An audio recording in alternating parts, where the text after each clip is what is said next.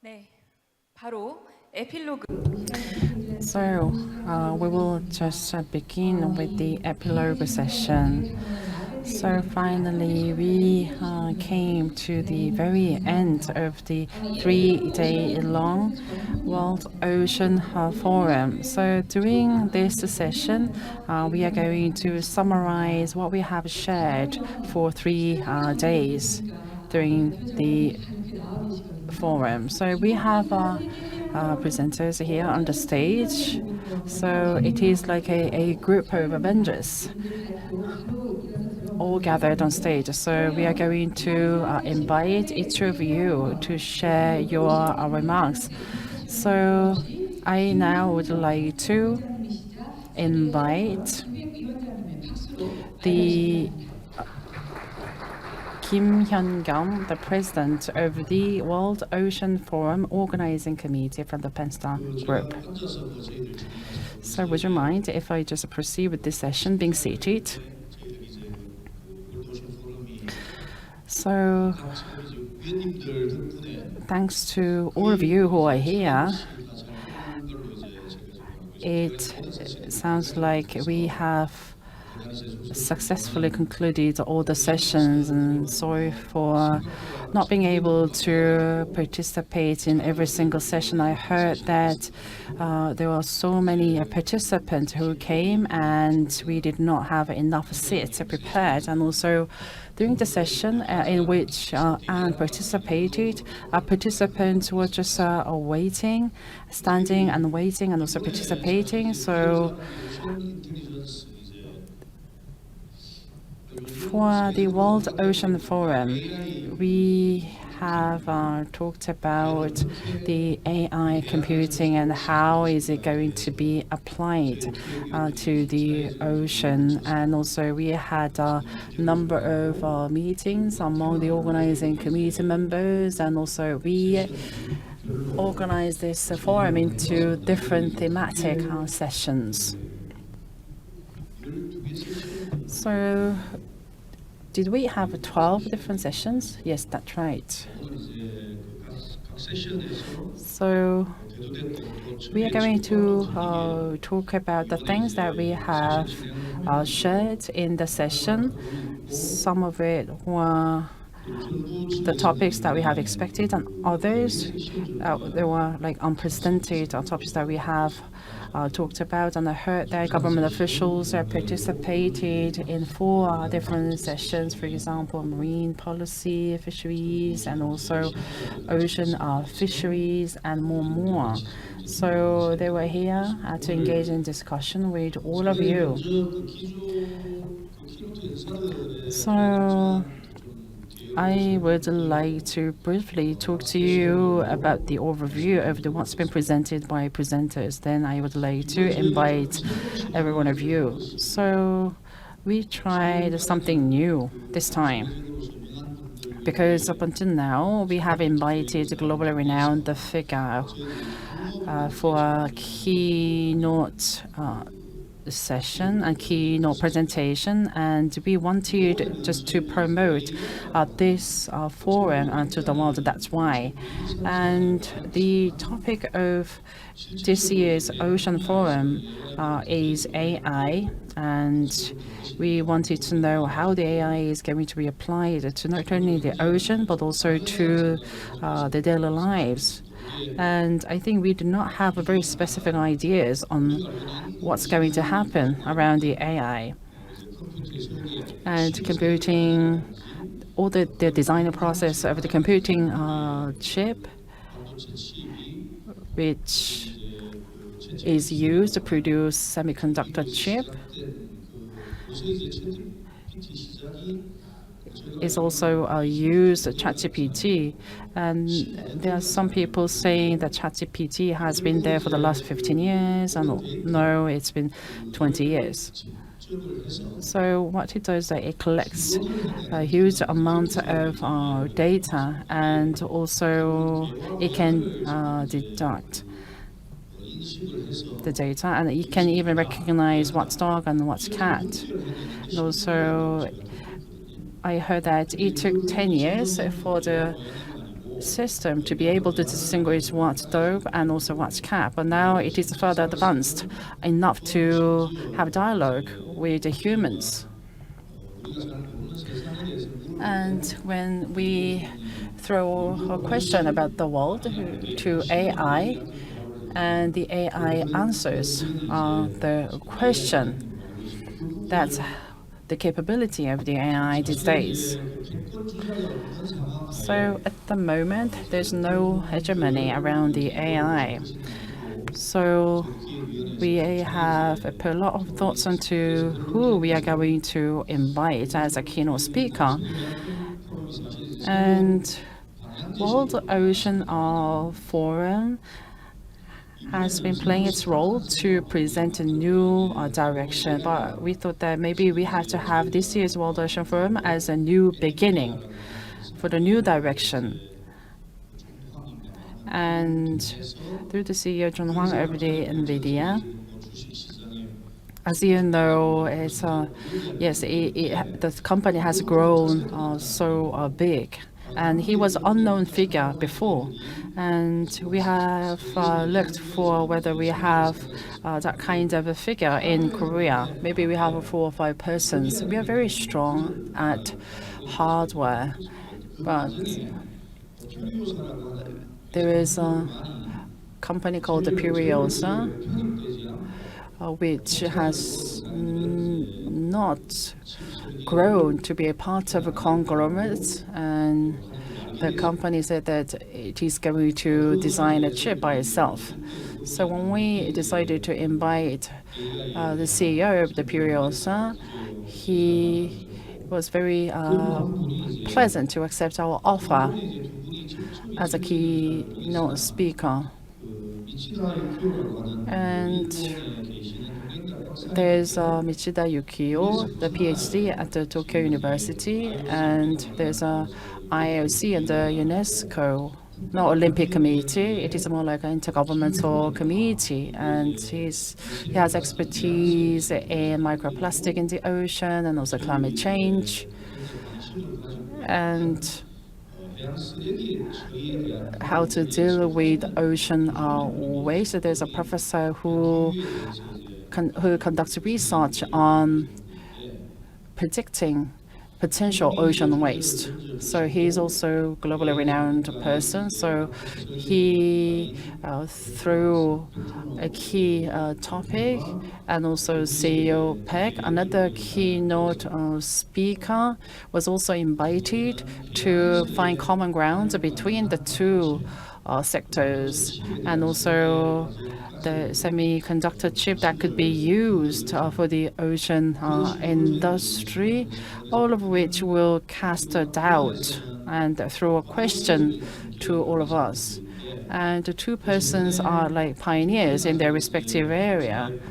And not only in Korean society, climate change is affecting our daily lives a lot.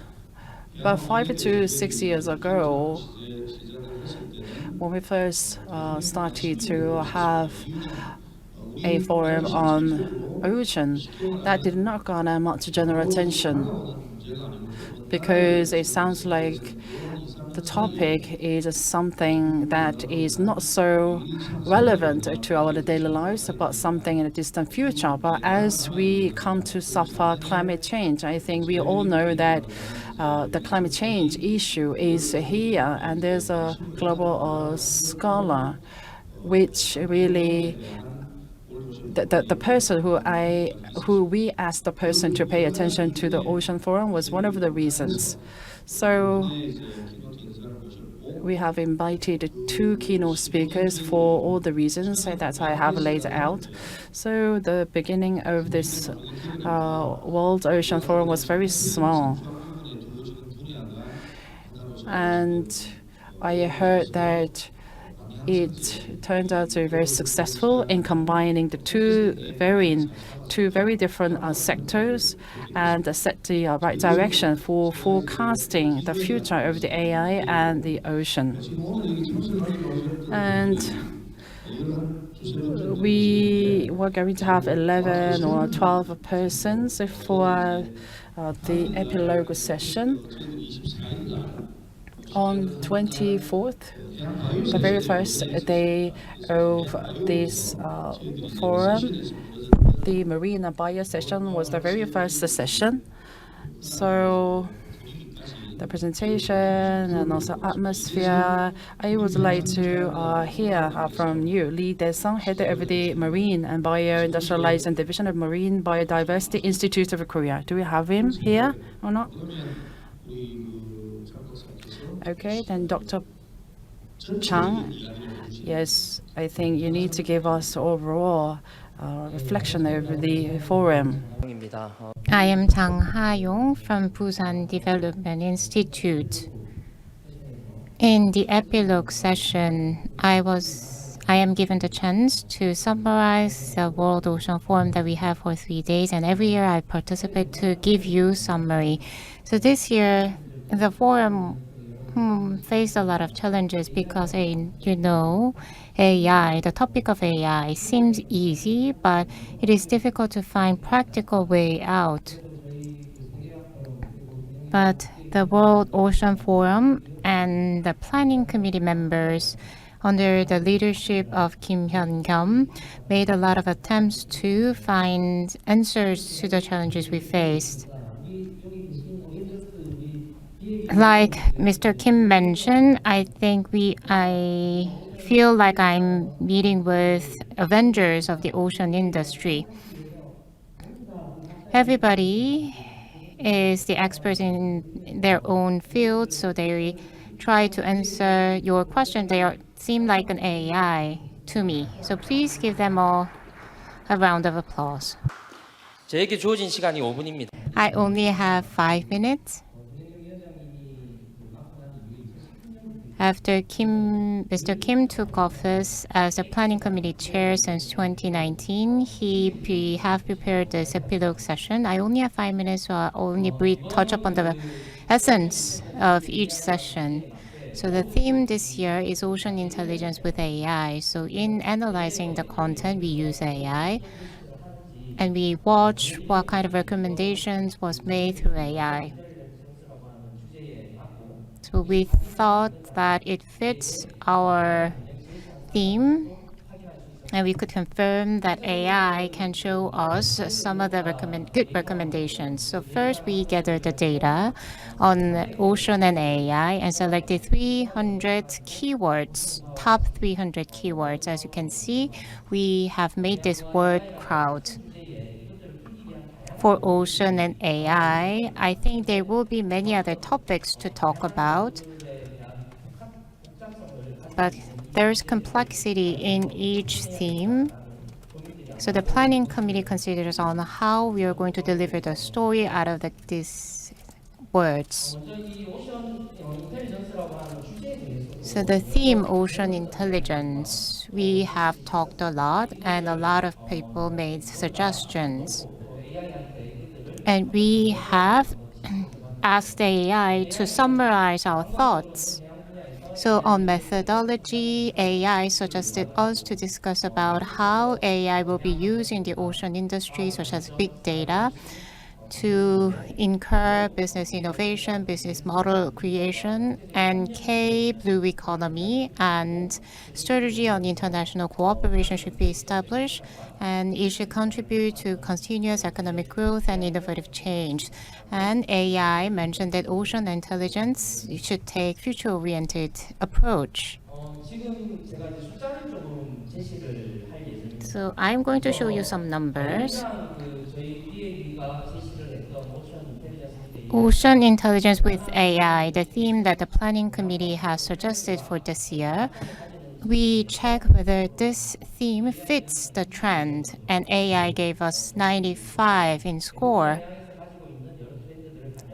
And the ocean intelligence incorporated all the key trends in ocean aspects, but what we lack, the missing 5 points, was because we didn't cover AI ethics and data security. And on the presentations on ocean intelligence, we asked AI whether the presentation fits the big theme of ocean intelligence, and we got 83. So compared to 95, 83 may seem lower, but I am a specialist in this World Ocean Forum. And I know that this year's presentation really suited the big umbrella theme of ocean intelligence. We had to cover vast area of ocean, so 83 may seem low to you, but I think we have covered all the sectors very well. And AI mentioned that we have took a comprehensive approach to the subject. While preparing the epilogue every year, I have selected 10 keywords. As this year we discuss about AI, I ask AI to summarize 10 important points of ocean intelligence. And AI mentioned that World Ocean Forum this year will have to establish a new paradigm for future ocean to enhance the competitiveness of Korean ocean and to further advance the ocean science. And that was a summary given by the AI on the presentations made during the World Ocean Forum this year. I think that was a big theme that all the presentation contained.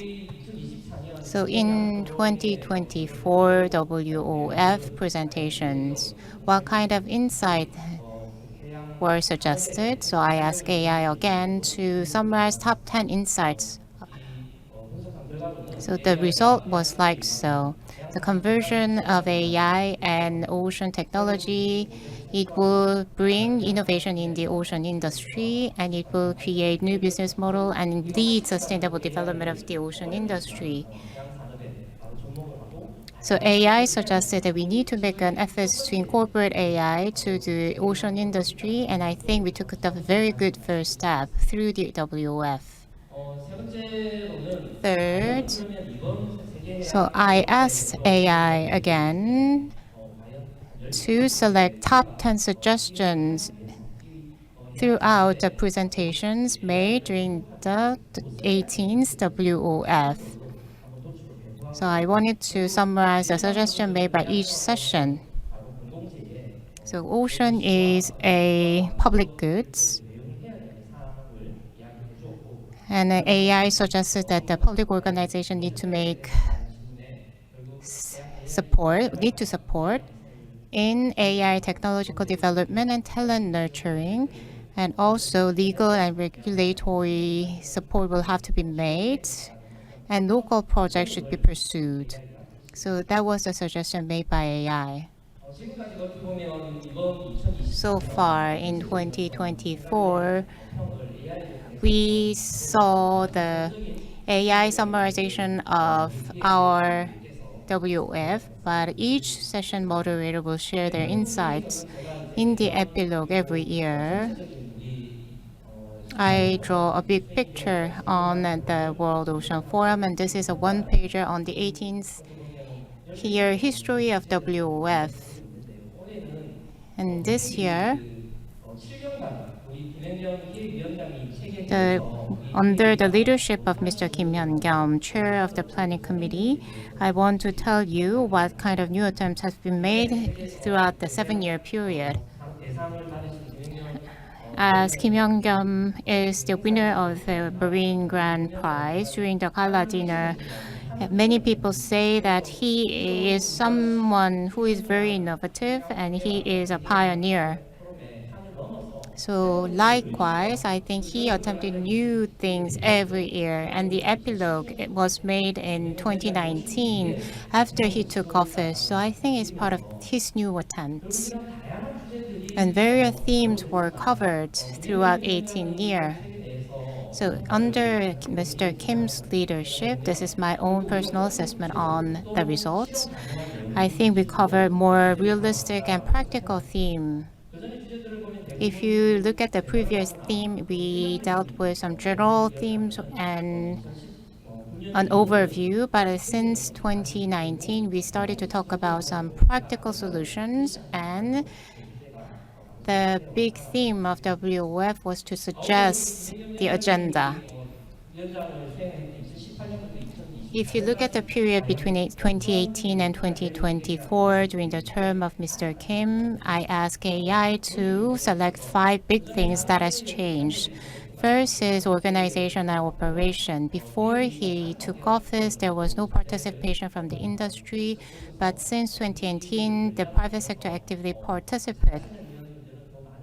I think if we can expand the term of the planning committee members, then it would be good to deepen the expertise. And we started to hear more about the demand side of the story in the ocean industry. And the content, we have strengthened the content delivered through the WF. And international participation. We have invited foreign speakers through a hybrid format. We use online and offline hybrid methods to go beyond the constraints that we have physically. So that was a good attempt made. And continuously, the tension on the WF is getting increased. To add on to these AI suggestions, when we select the theme of the WF, every year we came with the theme very late, so it was difficult to induce the participations from the public. But Mr. Kim changed this framework and selected the big theme early on. So I think that is another innovative approach that we made. The epilogue session is not just a simple summary of 2024 WOF. It is to prepare for 2025. Using AI, I ask what kind of efforts we need to pursue in 2025, and AI suggested a Blue Horizon, Aqua Nova, and Ocean Sphere. So these are the new concepts suggested by AI. I think the Avengers, the planning committee member and moderator will also cover what are the things that we need to further make efforts in 2025. Lastly, unlike other conference, the World Ocean Forum is not a one-off event. We incorporate the suggestion made during the WF into the policy and make practical suggestions for the industry. I think that's unique for the World Ocean Forum.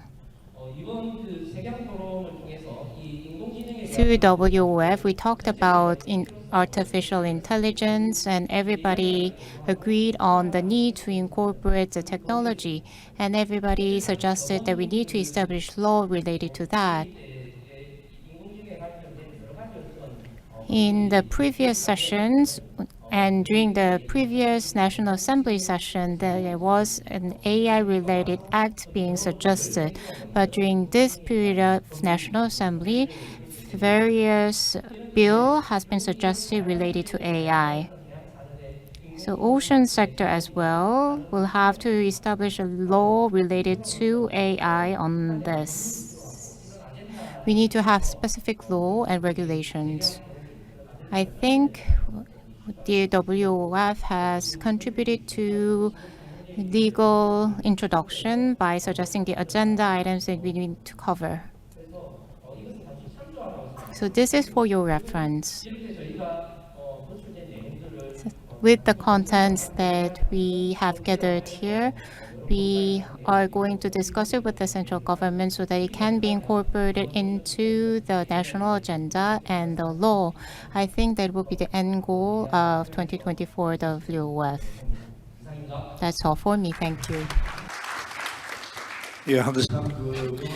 Thank you. Thank you for clarifying all the rules and the systems behind WOF. So about what you said, after the end of the forum, what's most difficult for us is that when we first started this in 2018, there were so many and various topics, and we doubted that whether we'll be able to deal with so many different topics. And as 7 years went by, I think it turned out to be successful and also possible. Out of 12 sessions, we could come up with alternatives, and also we have added a function of governance.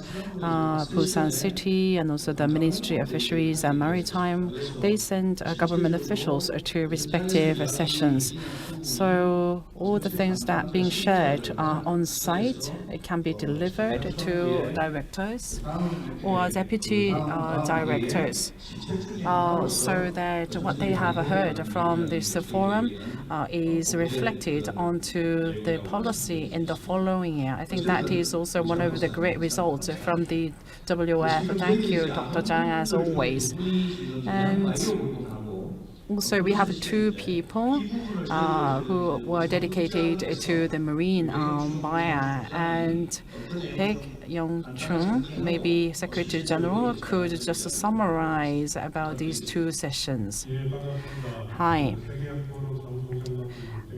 My name is Baek Yong-chung, Secretary General of the WOF Planning Committee. I was not a chairperson, and we had another person who was chairing this marine bio, and also Dr. Yun Chu also served as a chairperson for cruise, but the person could not be with us because the person is occupied by the schedules. So yes, this marine bio was the very first session, and it was the kind of a session right before keynote session, and we meant it that way because when it comes to ocean intelligence with AI, I think that topic is very much closely related to marine bio and vice versa. That's why we put it before the opening ceremony, and also we could talk about the current status of the technology behind ocean intelligence. So on the day, we had 7 participants, and 2 are from universities and 2 are from businesses related to marine bio.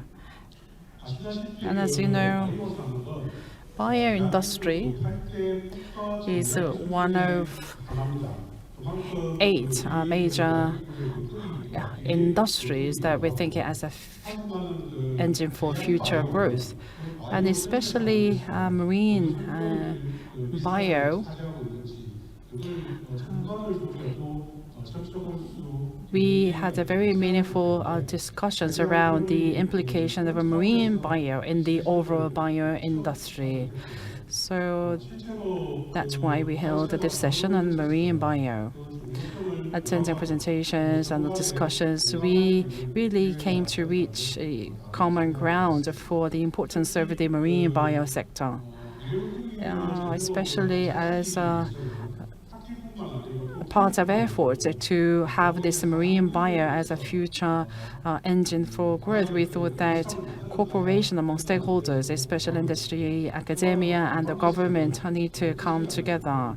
So we recognized the importance of the mutual role, especially policy is very important. That's why the officials from the ministry participated, and also the National Ocean Resources Research Institute. The speakers are from that institute to deliver the presentation, as well as professors from postdoc as well.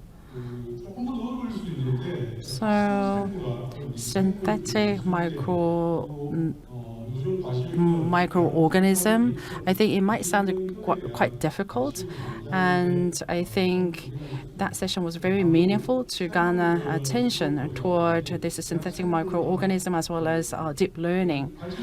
And to further develop this microorganism industry, we thought to ourselves, what role needs to be played by the ocean intelligence?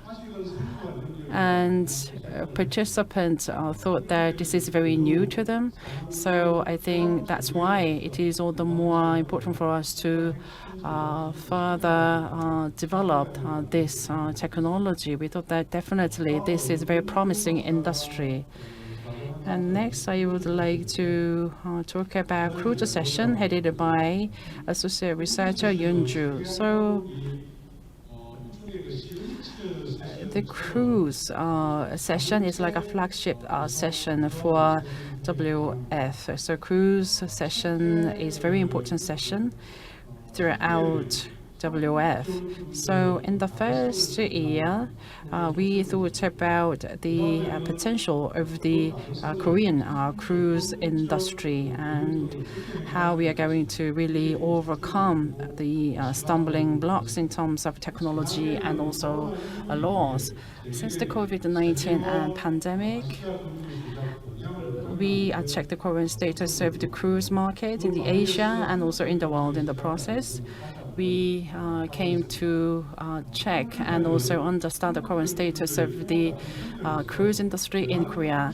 And also we again came to know about the coastal cruise industry, which is a relatively new area to us, especially we had the government officials from the ministry, and the person could hear the opinions from those from site. As a precondition to further develop this industry, of course, profitability is the most important thing, which was raised by people from businesses. So in order to secure profitability,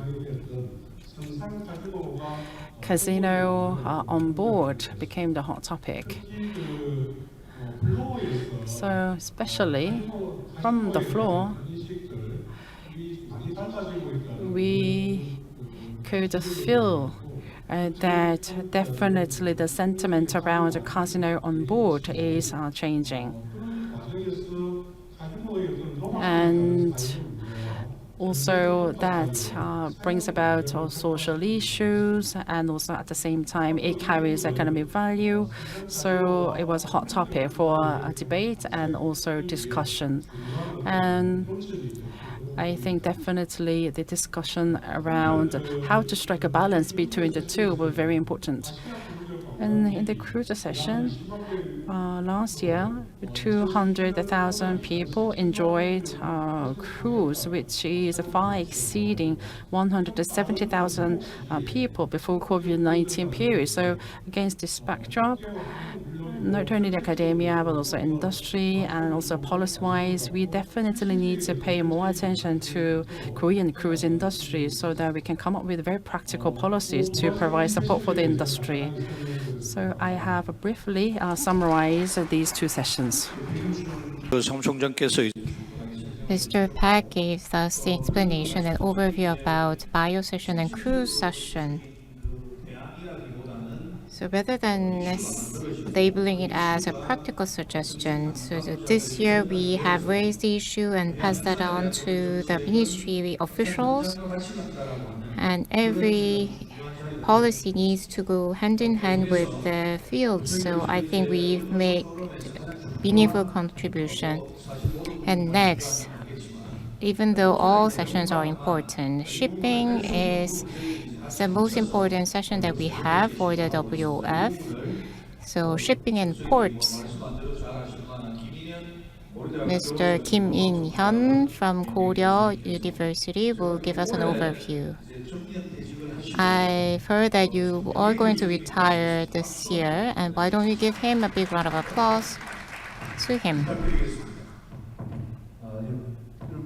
Nice to meet you all. I would like to thank the organizing committee first for setting up the shipping and port session every year. So thank you for selecting the theme every year for the WF. We have Vice President Jin-Gyu Ho and Woo Soo-han from the BPA who have actively contributed to the session. I majored in the law, so AI engineering are the topics that I don't know well. So if I could understand that, I was sure that the audience could understand. So in the shipping and port sector, I think we wanted to test whether AI is widely applied. So in the beginning of the session, I shared my experience of using AI. So once a week, I publish a newsletter on maritime law.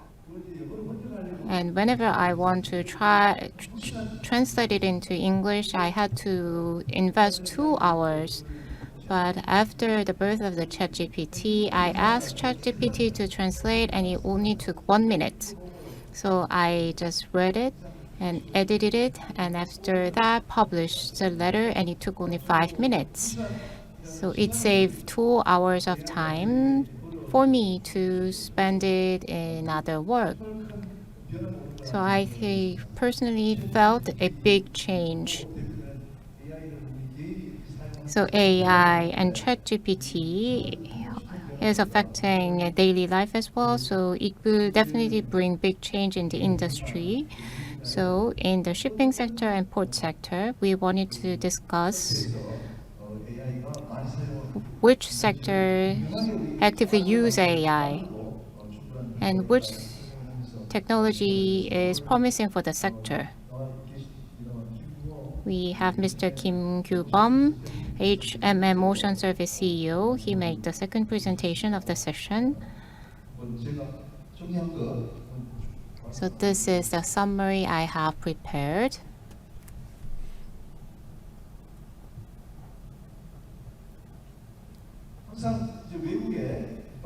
We always invite foreign presenter. We had John John, CEO of Balmomi, and he shared the cases of LA and Long Beach Port and how AI is used at San Pedro Bay Port Complex. Just like that case, we have automated Busan Port, one terminal of the Busan Port. We shared that case as well. And the insight that was useful was that he shared the strength of AI. He mentioned the efficiency can be increased and reduce the human error and contribute to more profitability because AI needs no downtime. It can operate for 24/7, so he mentioned that as an advantage of using AI. And digital twin, he shared the use case of digital twin at LA Port. As the challenges that ports faces, he identified labor issue. As automation replace human workers, he mentioned that labor issue is something that should be solved, and finance issue because the automation and AI use a lot of power. So for the sustainability of port operation, they are considering offshore power plants. And LA Port is planning to supply 25 gigawatts of offshore wind power by 2075. And Mr. Kim Ki-bum introduced Ocean Company. And for the shipping company, using digital twin, predictability, and 3D printing technology, and underwater drone were the use cases from the business side, and remote repair and maintenance, and route optimization in vessel navigation. Another interesting subject that we discussed was autonomous vessel. And during the discussion session, we have discussed that human and AI together will have to work side by side. BPA Director General Park Kyung-chul introduced us to the BPA, mentioning that Busan is an important logistics hub. and introduce us the automated pier, automated terminal, and share the use cases of automated guided vehicle AGV, which is used at the container yard of Busan Port.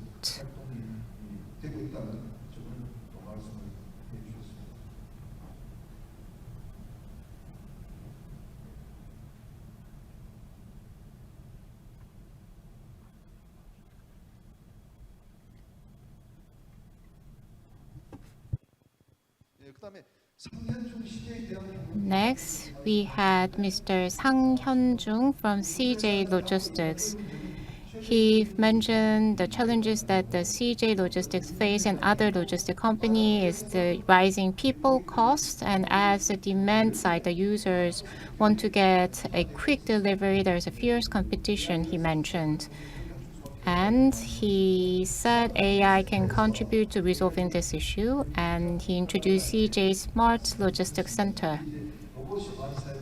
Robots are actively used there, and AGV, again, is used in the logistics center, depending on the functionality of the logistics workflow.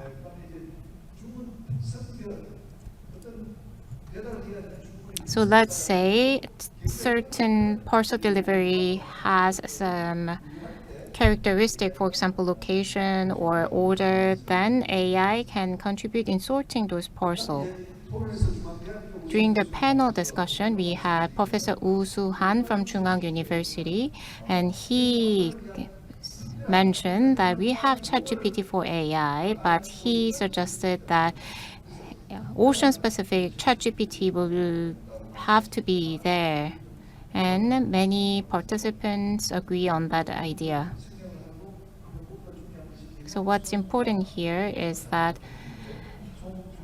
the ministry from the Oceans and Fishery participated during the panel discussion because the policy direction of the government is important, and he mentioned that data is important, and gathering or collecting the data from the different end users data providers are important, and he mentioned laws and regulations are essential. Efficient and safe laws and regulations will be important, and he explained the policy efforts to set up such regulations. And I asked two questions during the panel discussion.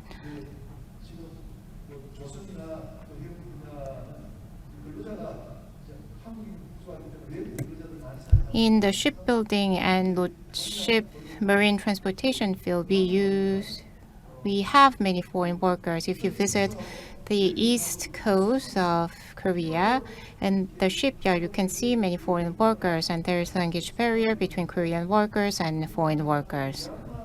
For example, when there are Myanmar worker and Korean worker, if we can use the AI interpretation service for that, I suggested the idea to use that to break down the language barrier at the shipyard, and I asked that specific question to Mr. Kim Kyu-bong from HMM, and he mentioned that AI can be used in managing the foreign workers.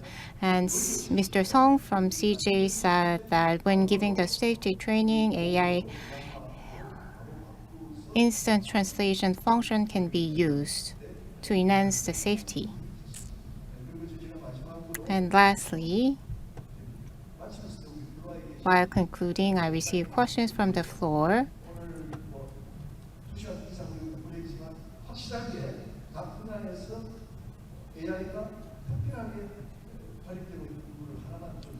And the audience wanted to know one specific use case of AI. And Mr. Kim Kyu-bong mentioned that as his company manages a lot of vessels, and at the situation room, they use the AI, and he explained that use case. And Mr. Park Kyung-chul from BPA, the AI is used at autonomous terminal, and Mr. Kim mentioned robots, and Mr. Chun Chun mentioned automated port. That's all for the summary of the marine transportation. Thank you. Thank you. And next, I would like to invite An Kwang-hun, President of HD Korea Shipbuilding and Offshore Engineering, who will talk about shipbuilding session. This is definitely one of the popular sessions. And what's important about it is that when we talk about shipping, that leads to shipbuilding and vice versa. That's the area where the reality and also imagination collides against each other, because on site we have to achieve decarbonization, we have to improve and maximize energy efficiency at a very low cost, how we are going to operate our vessels. So he is the very person who can talk about all these topics. Can you hear me well?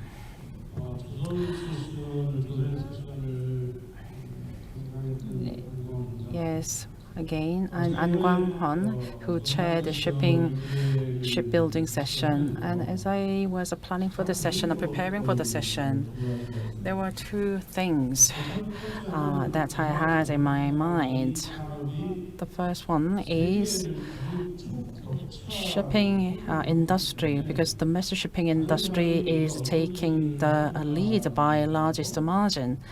So dependent on what we do and how we do, I think we can reshuffle the landscape of the global shipping industry. And I thought that maybe our know-hows and technology could be leaked to outside, right? So for experts, if they just look at it, they can just memorize it instantly in their head. That's what I heard.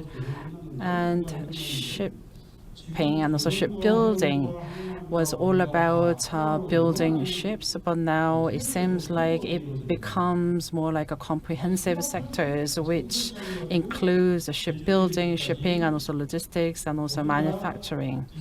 So digital AI is combining all these subsectors under shipping industry.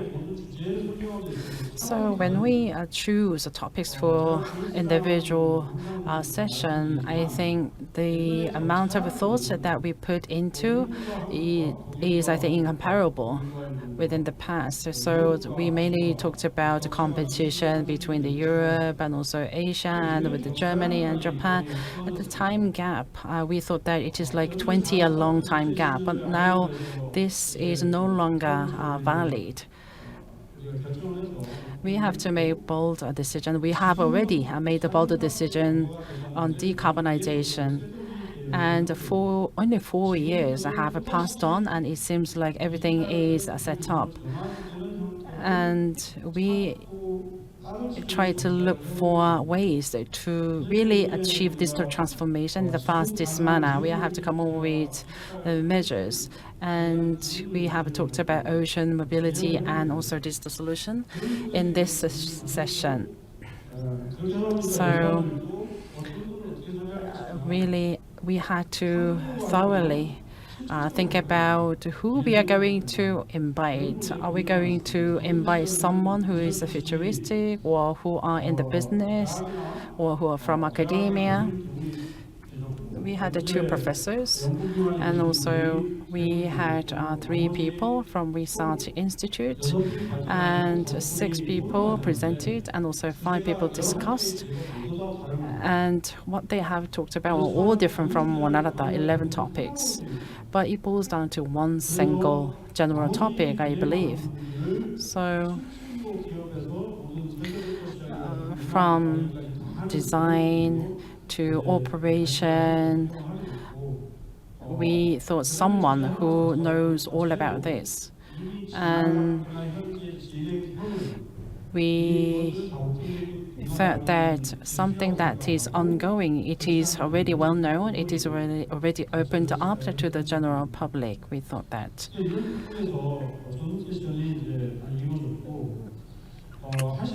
And the session started from 1 p.m., ended at 6:30. And I've been part of the WOF for the last 4 consecutive years, and I told the audiences that this year is the very first year that we have exceeded the time that we are given to end the session. And I also told them that I thank you so much for staying with us till the very end, and at the same time shipping and also the ocean technologies are the very technologies which is garnering global attention. That's why we are so passionate to talk about the way forward for all of us.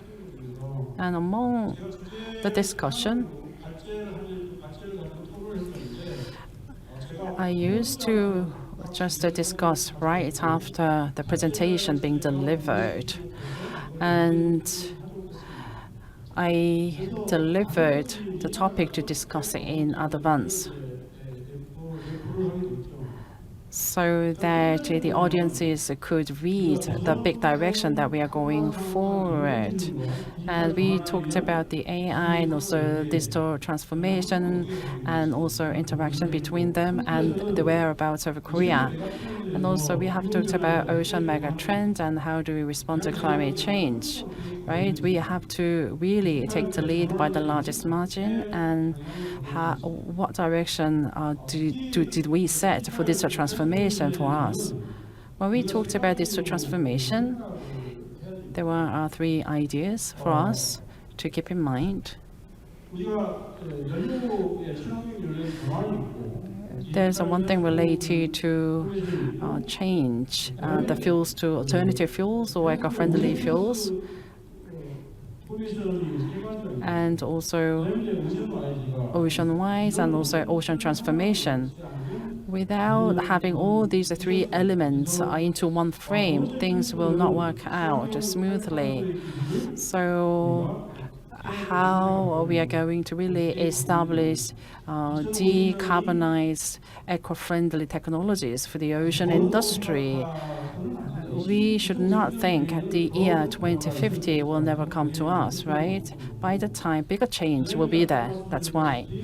And eco-friendly shipping industry and also operation of vessels in an autonomous way, smart ports, and also smart shipping. How are we going to link all these 4 elements? So from designing, building, operating smart vessels and autonomous vessels, how are we going to do it?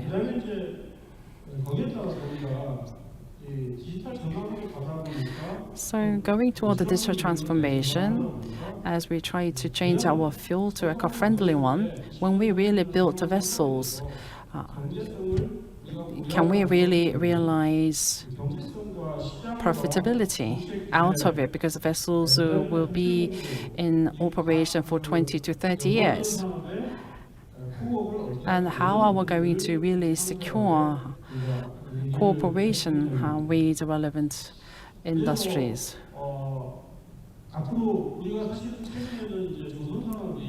Recently, we do not call shipbuilding industry as a manufacturing industry, but a industry of control.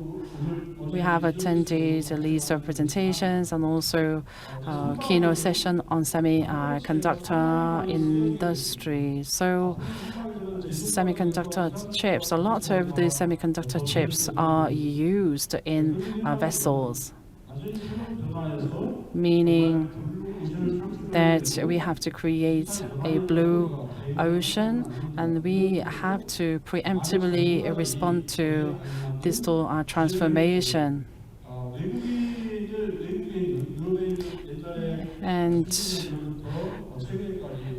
from decades ago until now, the shipbuilding industry has been taking the lead in the EU, and we had speakers from the very industry, and also we had speakers from relevant institutions and organizations from academia and also public institutions. We also listened to the persons from those two different sectors on what research is currently going on.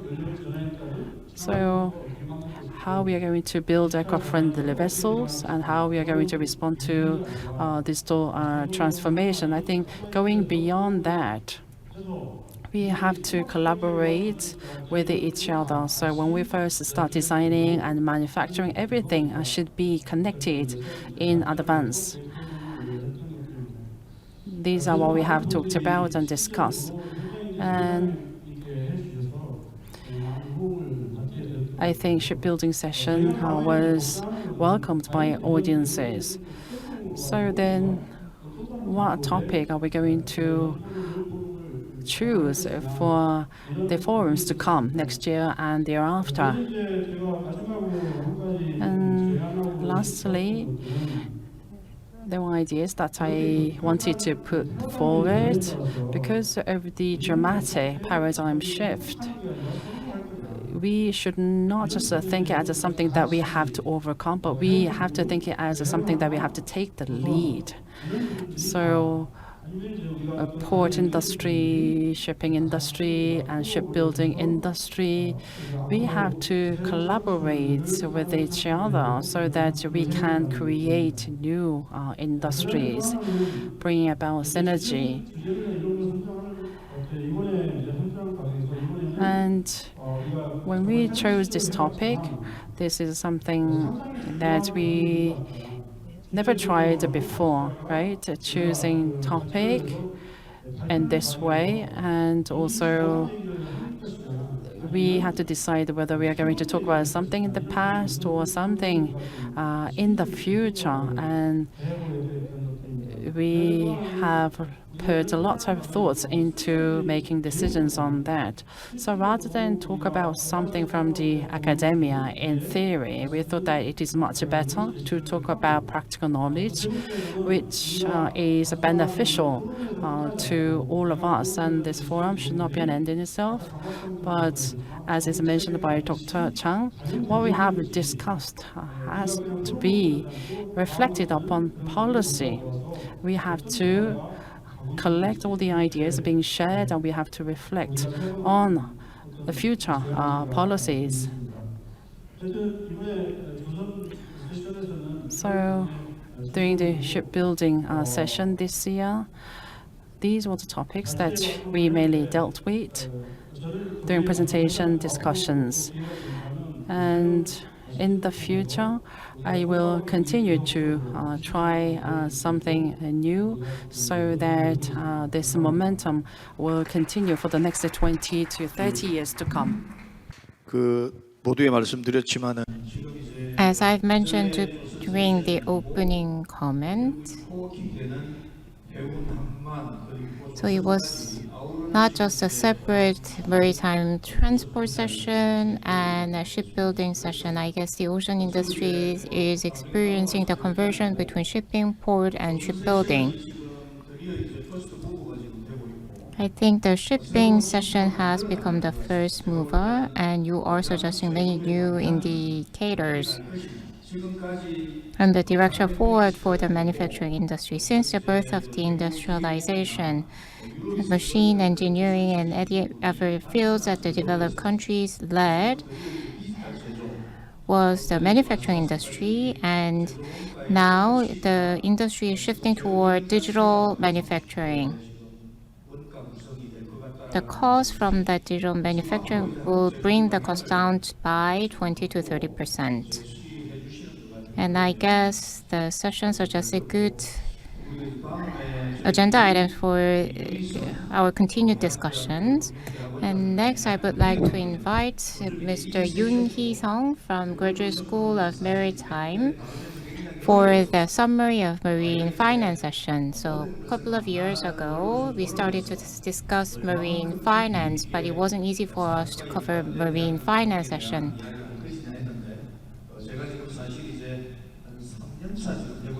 And the session has been discussed for 3 years during the WOF.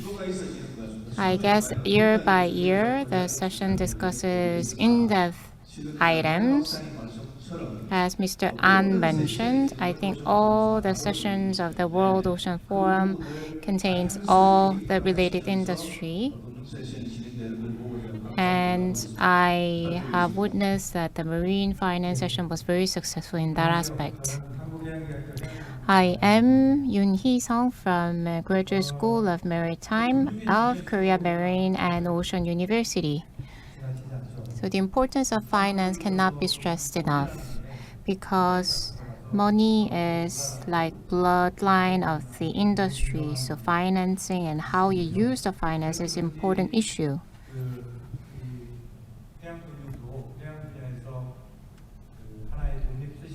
That's why we have a separate session on marine finance in the WOF. And this is the second year that we started to discuss this subject.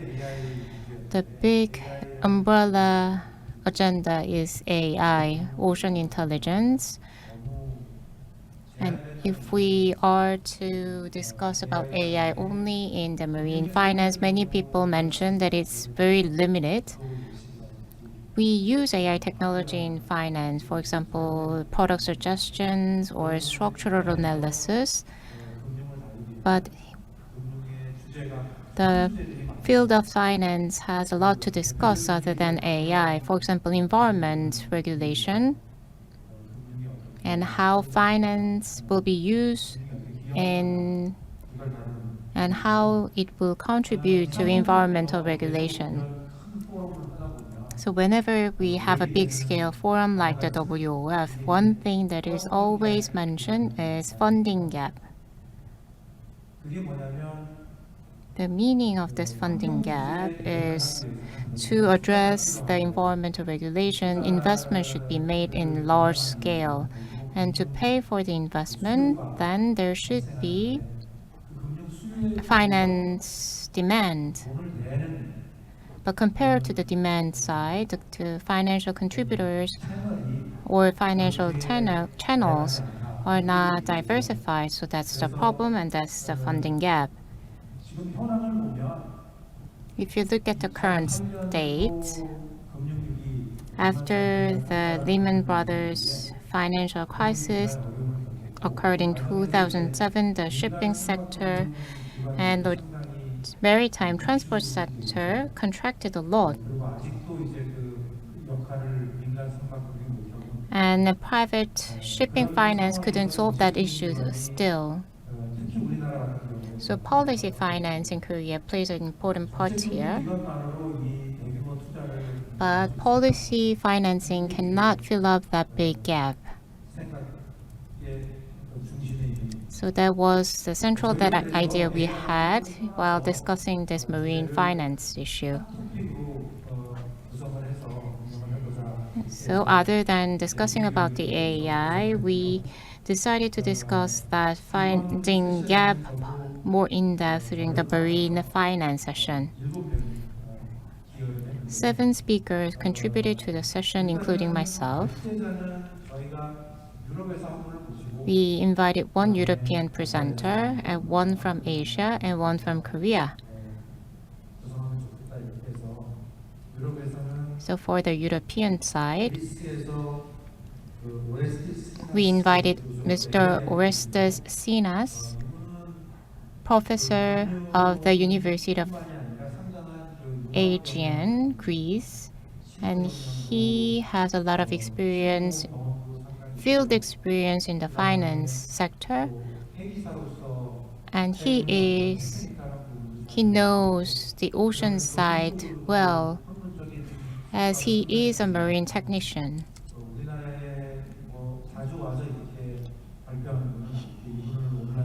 So we invited him online and discussed the topic of innovative finance and green finance to comply with environmental regulations. So the topic itself was quite tricky because innovative finance, do you know what innovative finance is? It is more like a token economy. So I considered a lot whether to include this topic or not. But as I foresaw, the topic of innovative finance was not discussed in depth because it was difficult to cover innovative finance and environmental regulations and green finance at the same time. So it was below the place below on the priority list.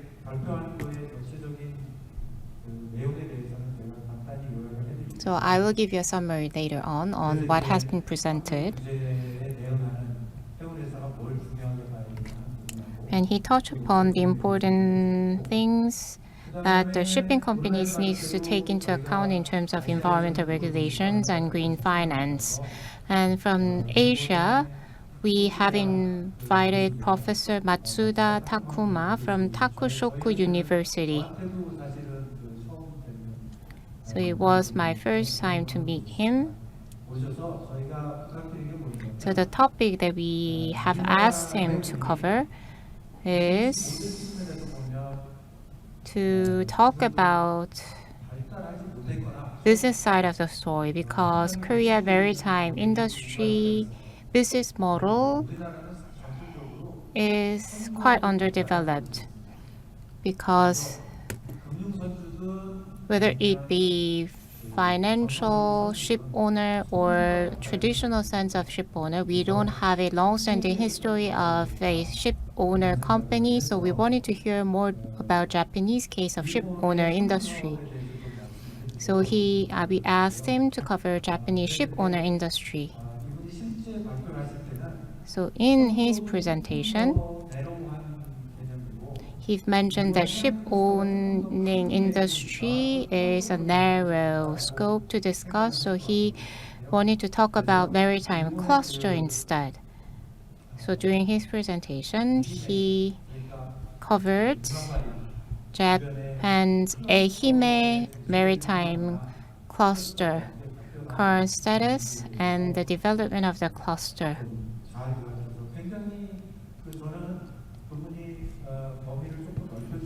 So I personally think that it was beneficial for the audience that he broadened the scope to cover maritime cluster. And next we had Mr. Yoon Sang-ho from Maritime Finance Division of KOBC, and he made a presentation on maritime finance of KOBC.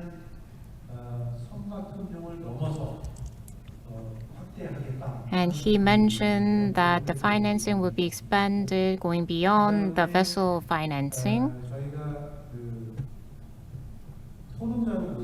And we had panel discussion with Mr. Jung Woo-young. I guess he is the representative figure in the marine law. I think he is a historic figure in marine law. We had attorney at law from Lee & Co, Jung Woo-young. We also invited Mr. Song Nak-ju. He is an expert advisor to BNK Management Research Institute. He has worked in the field for 30 years. And in the aircraft financing, this industry is similar to the vessel financing. He wrote a very famous book on aircraft financing, and so we have invited him. And we also invited Mr. Jo Ki-hwan, Maritime Investment and Finance Division, General Manager for Korea Asset Management Corporation. He shared experience of financing more than 100 vessels. So we had sufficient time for the panel discussion and made active discussions.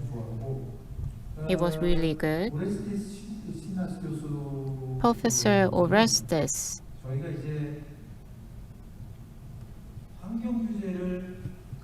mentioned that from the perspective of posing more stronger regulation in terms of environment, he suggested that reporting should be made in terms of environment, and financial institutions need to play a more active role in that report process so that the financial institutions can have a better view on the industry, and that can work as a pressure to the industry. So the shipping industry and maritime transport company will have to efficiently meet the reporting requirements. So here reporting means ESG performance reporting. We're not just talking about environment, we are talking about ESG. So how they respond to the ESG reporting requirement, it will impact their competitiveness a lot.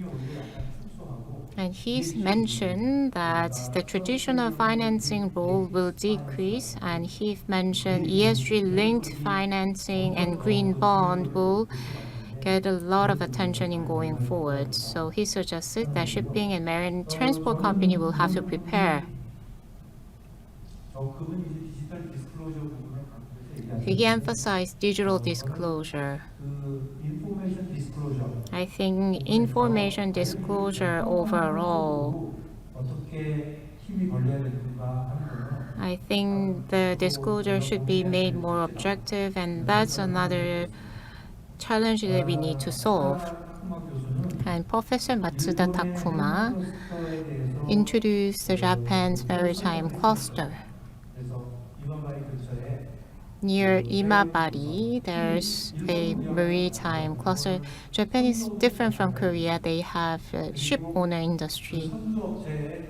And most of the ship owning industry place order to the shipyard of Japan. So they have a mutual coexisting relationship. So Korea is quite different. And many ship owners of Japan place order of bulk vessel, and they place many order of those vessels. And Japan has local banks, EO Bank, Hiroshima Bank, Yamaguchi Finance Group. They have robust local financing. Regardless of the financial crisis, they have provided financing to the local industry. So I think the situation is quite similar to Greece because Greece has their local banks. They're not globally known, but after the financial crisis, European banks decreased their exposure, and then the access of those financing shifted to Asia. But if you look at the statistics, the Greek bank still played an important role regardless of such European banks' crisis by supporting financing to the Greek vessel company. The implication that we can learn from this is that Greece bank or Japan local bank understands the maritime industry and they have expertise in this industry. They have the capability to finance the industry. I hope that the local finance institutions could grow this kind of capability and deepen their understanding on the industry to sustainably finance the local industry. And Mr. Yoon Sang-ho suggested that the role of vessel financing era has ended. And we were very lucky during the COVID-19 pandemic. There was an unexpected event, but container companies could earn a lot taking the opportunity of the pandemic.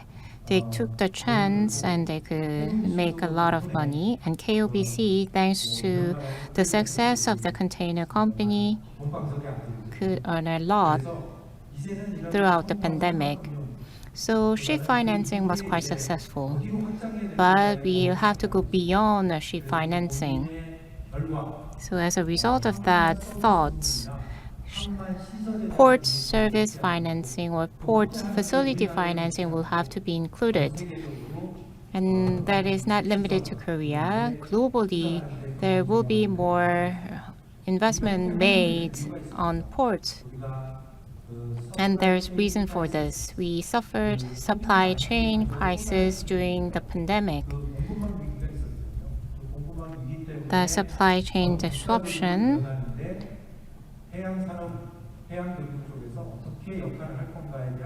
there were a lot of discussion made on the role of the ship financing and marine finance.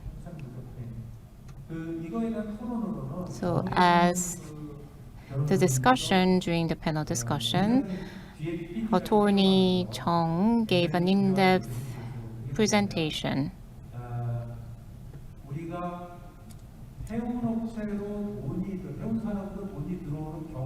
So the money chain from the marine transport industry is quite limited. But other advanced countries in marine transport has taxless chain of financing. So for a long time, he has studied the marine financing, and he is promoting this idea of tax-free financial source together with the Korea Asset Management Corporation and Korea Development Bank. And Mr. Song Nak-ju touch upon the non-operating ship owner industry. And this field was not well developed compared to Japan. So whether it be traditional concept of ship owning company or leasing type of business, this non-operating ship owner business will have to be promoted. So he stressed that aspect. And about the local financing institution, he stressed the importance. And Mr. Cho Ki-hwan talked about marine cluster. Busan is the marine hub of Korea. And I think Busan has a unique position in Korea. It is a hub in Northeast Asian logistics, and it is blockchain specialized zone. And it is designated as a special district for the industry, new industry. So it has a good footage to grow this industry, marine industry. So I hope that Busan could grow as a marine finance hub. So far I have briefly summarized the session, but these were the topics that we have discussed during the session. We had overseas presenters, and we have sufficient time for the panel discussion. I think the session was really good. So this is it for me. Thank you.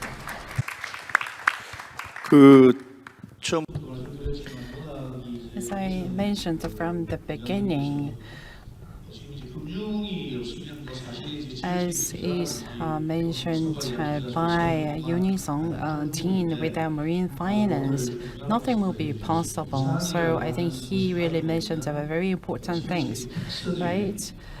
We have very distinctive local characteristics here in Busan, which also attract clusters.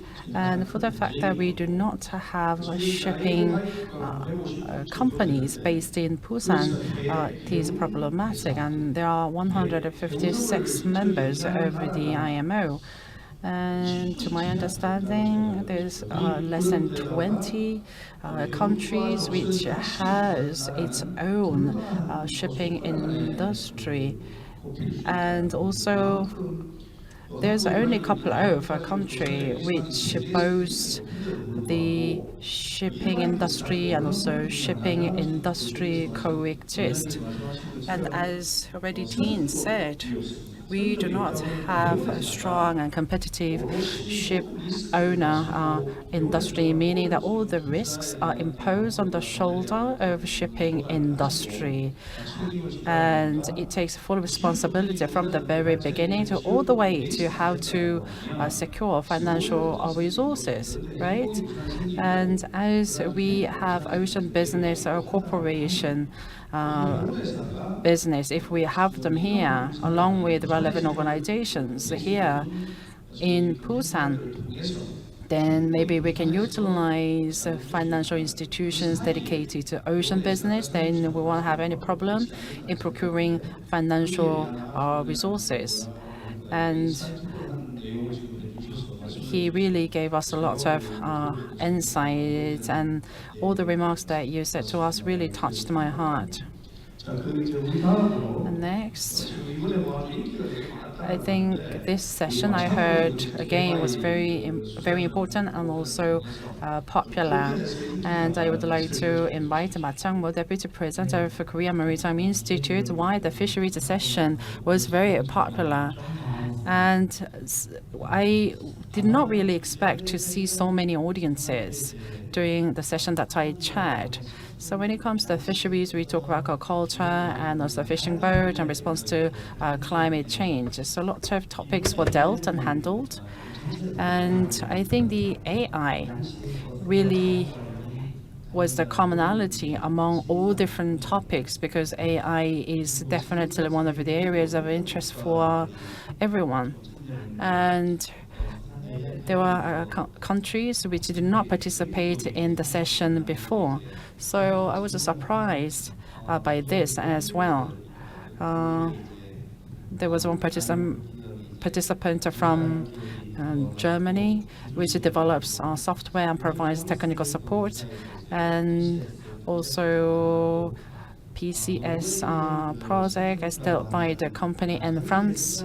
And also there's a CITAF, which is a Norwegian organization taking the lead in scientific research in the ocean industry. So we had speakers from many different countries. I think that was definitely a contributing factor to gaining popularity. And listening to her presentations made me feel and made myself very proud and also confident in a way, thanks to the advancement of AI technology. In the past, we mainly talked about a specific type or kind of fish, and now I think the scope of analysis is much widened just to include every single fish species, to analyze about everything, report about everything. And the CEO from the North IO said that is the company working with NVIDIA, and we had a person from the company. NVIDIA announced a system to predict weather conditions, and also we talked about infinite potential of ocean data, which is very important to fisheries, right? All the ocean data, if we can utilize it, and on top of it, if we can lay the data on fish on top of it, what will happen? So on top of the prediction on the weather conditions, we could combine that with ocean data. I think that combined data itself is like a money or crude oil in the era of AI. So that's just a must. I think that's how I perceived, because that is very, very valuable data, which is equivalent to money. So if we can connect the ocean data with all other available AI data, then that data can contribute to securing biodiversity and also to development of aquaculture industry, creating a virtuous cycle among relevant industry. So in utilizing such data, we thought that we will be replaced by the AI, but it is otherwise. Marispace project, bio project, BCS project were mentioned, and when we link those projects, then there's a person who are owning the data, and there's a stakeholder who is collecting, and also there are service providers, and there will be companies and organizations in between them. So once we successfully set up architecture and framework among them, and if we can add the technical functions to enable service, of course we have to really cooperate together. And I thought that we have to double and triple our efforts to successfully coordinate all these complicated architecture of stakeholders. So we have to have them in this framework, and we have to prove that sharing your information within this framework is safe, so that this data could be shared with fishermen outside the framework. So it sounds like there are more work for us to do, more than 2 times and 3 times than before. And it was audacious that one speaker said that he's going to develop a system to analyze all the fish species. And there's a fish which has to go through a tube to go to the inside of the vessel. And as the fish comes in, the video camera will identify instantly the species and also the weight and also the size of the fish. And also in terms of the maturity of the technology, the level is stage 6. It is near to be commercialized in the market. So either it is the government or the private sector, I think this is a must, right? We made a promise at the global level, and in order to really maintain and also protect biodiversity, and also in order to prevent excessive fishing, global efforts are underway. So I thought that the speed of cooperation is really fast. And also SpeedX project is about this, which is mentioned by Speaker Zhang Bei, Kuzak, and even the vessel whose size is less than 12 meters comes under monitoring. So I think a big trend is there. And when IAO established a regulation, in the past, every issue was solved before we established a standard. But reporting on small-sized vessels can be done with existing technologies, and now this is going to be an international norm that we have to abide by. So resource management and also fisheries and also shipping industries and technological advancement and also utilization of AI will be instantly applied. So I was frightened by the speed of the advancement. And according to ETRI, there was some introduction about new technologies, which is underway. And the speaker mentioned about digital twin, a mock-up of aquaculture farm. And also the speaker shared with the analysis result of the digital twin. And when the speaker applied the results of the analysis onto real aquaculture farm, he said that it was quite efficient and it was quite useful. So physical convergence is already possible. And we also had CEO from the Eco Aqua Farm, which is affiliated company with GS Construction, and the CEO mentioned about aquaculture farm, which is the first of its kind. Recirculating filtering system is being introduced. thanks to the technology used for plant system from GS construction, which is the right way to go. Aquaculture farm, having them is important, but we have so many good technologies for building plant by large-sized companies, right? We can apply that to aquaculture facility, and that will help us to build and also enhance our competitiveness in equipment and also parts which are produced in Korea. So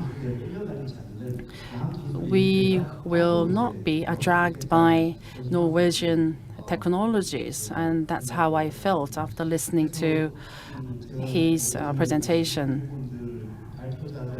So I have just summarized our presentations and discussions, and we had all associate researcher from KMI.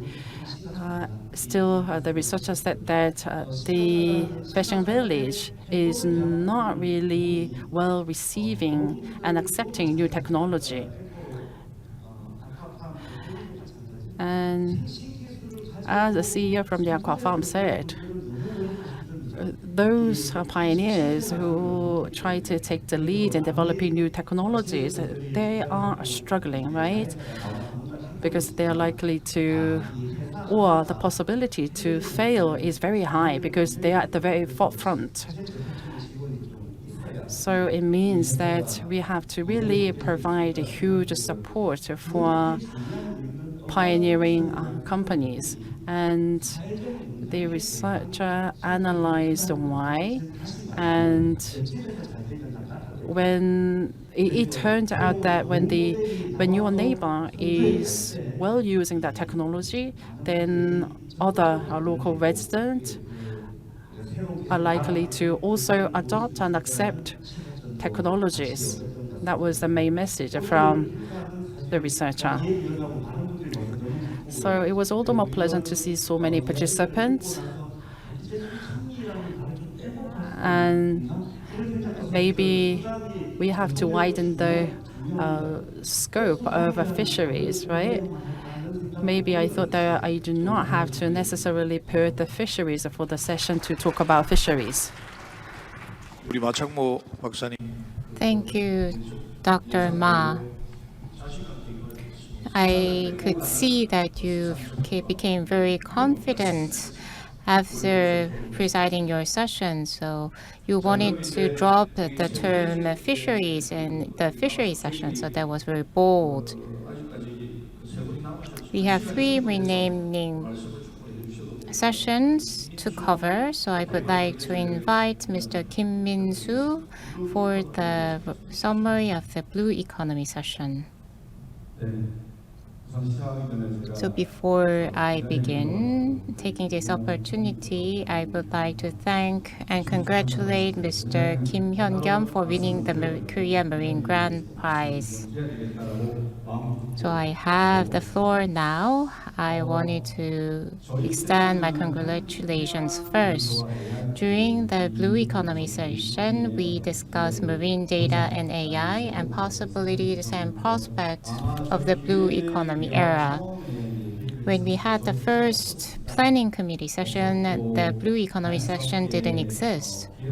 But thankfully, Mr. Kim gave us the opportunity and advised us to discuss. As you've heard, AI is incorporated into shipping, marine transport, fisheries, and so on. So we saw possibilities and status of AI incorporation. But in reverse, we have marine data, and we wanted to explore how those data impact AI and AI impacts the industry. That's why we set up the session on Blue Economy. So we started from the marine data part. So though it is belated, so by this I mean Blue Economy session didn't exist when we first planned out, but taking this opportunity, I would like to thank you for giving me to discuss about blue economy as a chair. So first, I would like to talk about the organization of the session, and second is about the content.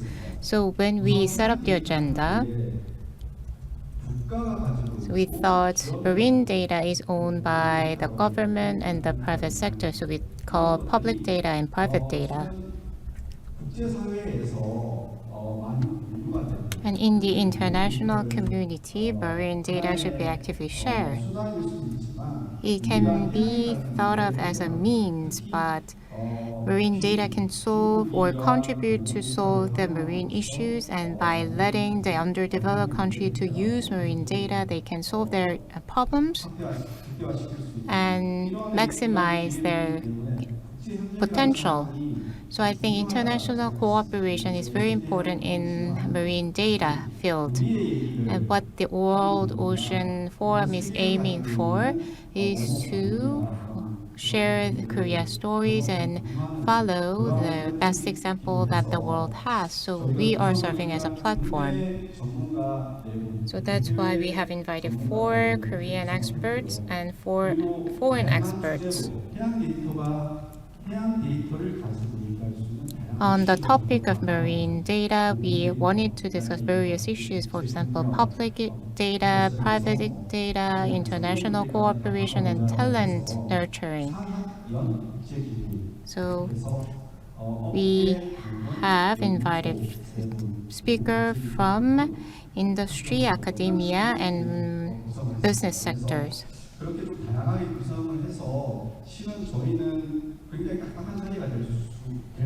So I first thought that as we are going to discuss about marine data, the setting will be very formal and strict, but actually we had a very fruitful discussion. But if we have another chance to discuss this field next year, I think it would be good. So we cover 4 content. First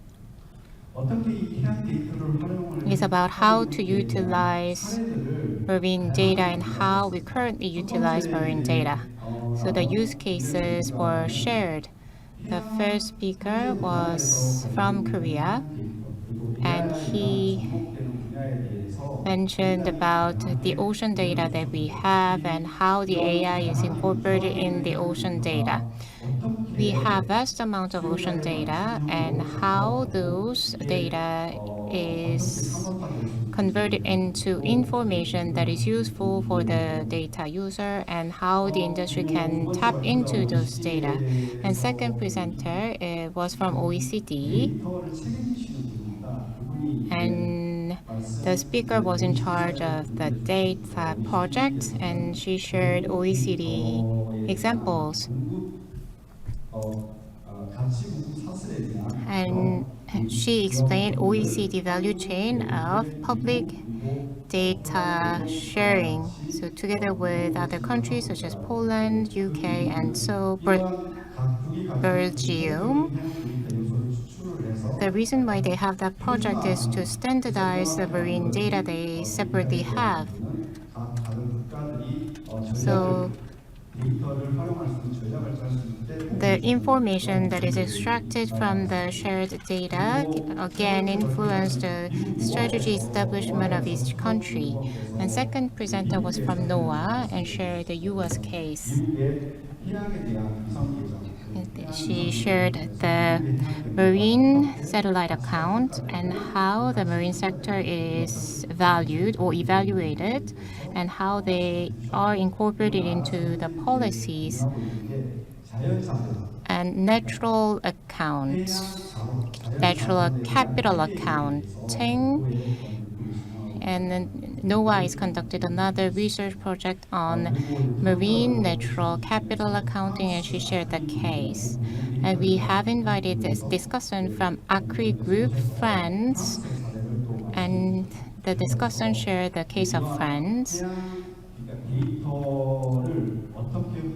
And he mentioned that utilization of data and using the AI can suggest a way for blue economy, and one use case is shared was very insightful for us. And second, on international cooperation. So every discussant stressed the need for more cooperation. We have invited the discussant from UNEP, and she mentioned that marine data has no border. So the data owner, we have various stakeholders who holds data, but data sharing system or the data sharing hub platform should be there. And there's a platform called Hub Ocean. And she explained that the data is already shared through Hub Ocean. And third, so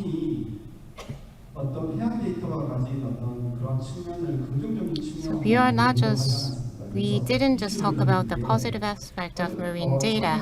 The issue that we discussed is that we had the keynote speaker from UNIOC, and he suggested two issues related to data. One is data reliability. AI produced data, whether we can rely on it or not, whether those data is trustworthy or not should be examined. And second, data contamination can happen. So still we couldn't get an answer because it's a pending issue that we need to solve, and I suggested to discuss on it. Discussants mentioned that the data reliability issue and data contamination are actually happening right now, so data evaluation platform or process is needed.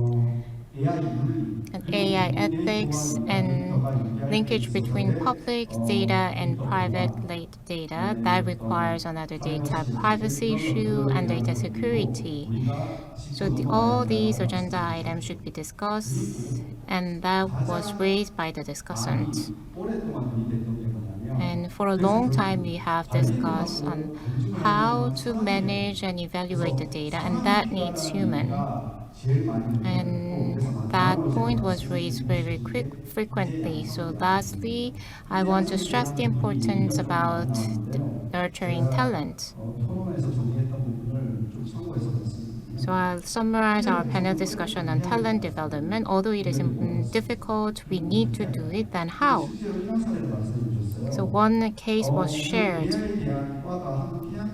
In Korean Maritime and Oceans Department, there are only 9 students accepted for AI department. Then how we can raise AI and ocean specific talent?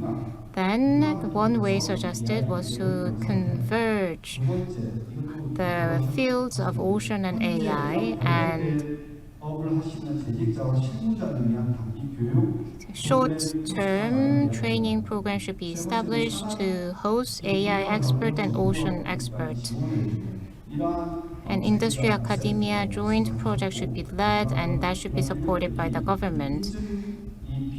And certification process for these talents is needed. And the last point mentioned was to establish industry, academia, and government cooperation. And one audience suggested an idea. So currently, Busan is trying to establish a Busan City Graduate School, and he had to review whether to establish that graduate school or not. And he mentioned that AI and ocean experts should be raised through the course of that specific graduate school. So during the planning stage, we joined late.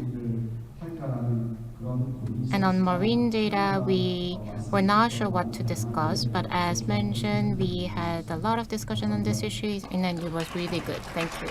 예, 우리 저 박사. Thank you, Doctor. And thank you for sending me congratulations. And we try to move away from rigidity. That's why we chose to include this topic, marine humanities. So Professor Kim is going to talk about the session. My name is Kim Chang-gyul from Pugyong University. And there are some words which are very unfamiliar to me, but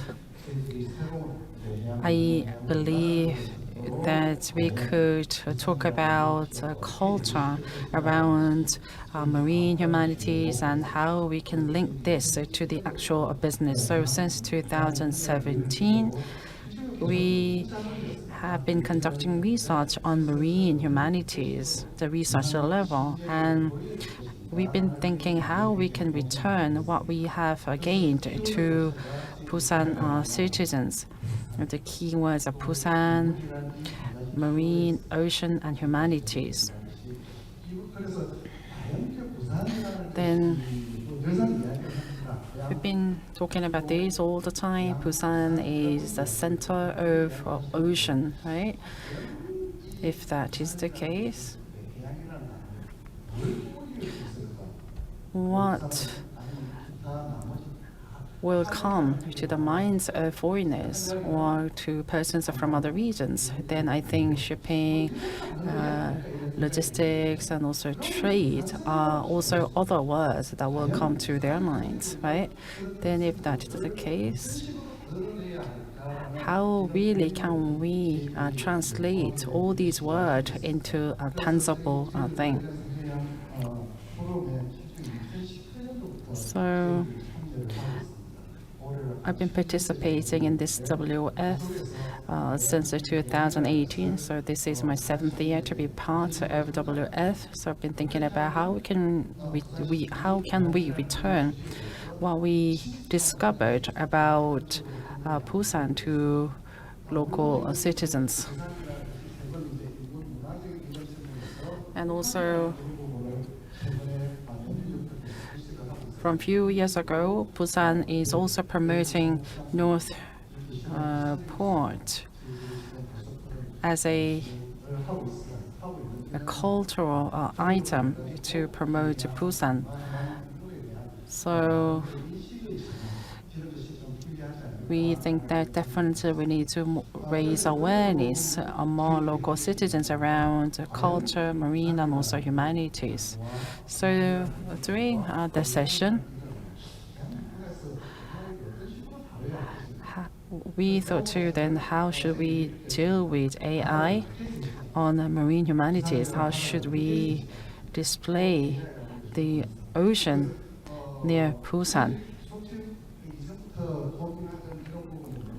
So we've been thinking about this. How can we address social issues in an aspect of humanities? And we have talked about issues around the Kadok Island and also fishing village. How can we enhance the spirit of fishing village to make it true fishing village? So in line with the blue economy in the era of AI, we just topic what would AI mean and how can we display Busan to others.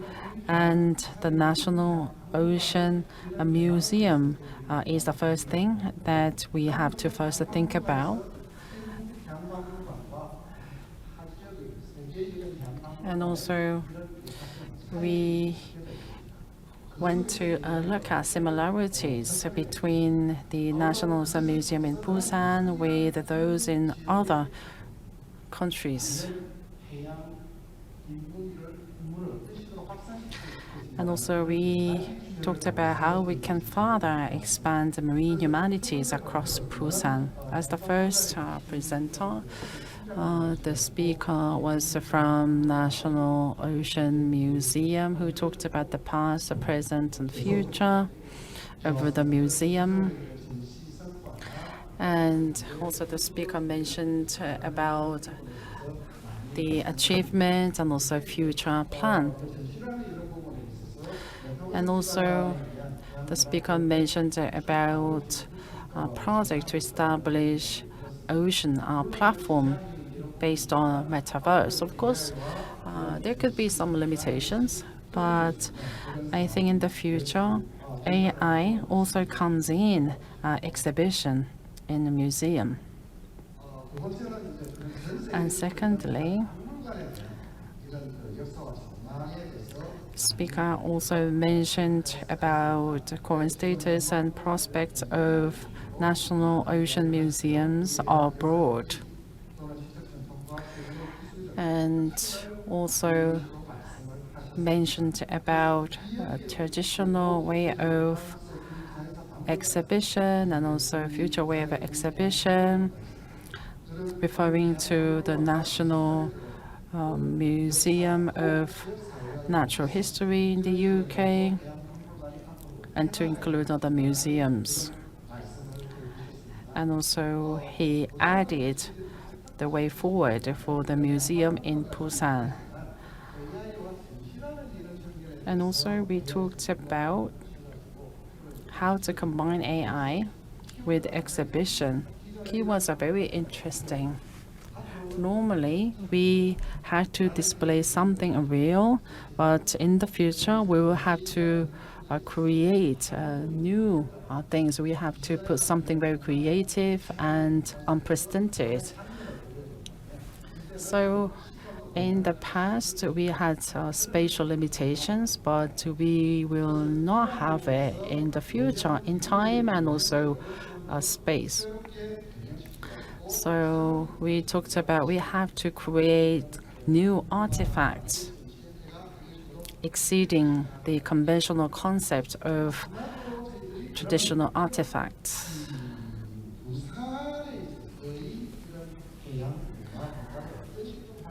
Then how are we going to further promote marine and cultural space? Of course, there's a long way to go, definitely, but in the long term, we have to think about what can we show, what can we display in front of foreigners. I think that should not only include something related to shipping or shipbuilding, right? So in the long-term perspective, we have to come up with something very distinctive, something very unique, something that can speak for itself, representing Busan.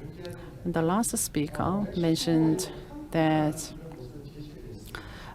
there's a place called Cancun in Mexico, and there's a museum dedicated to pirates and art, which is just one of many examples.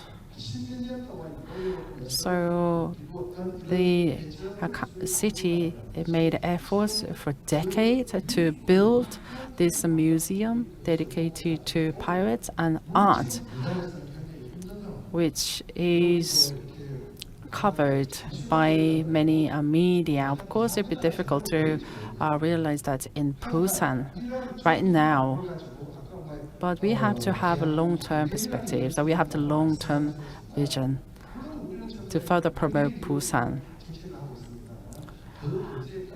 And we also have to think about shortfalls. We have to talk about a room for improvement in Busan.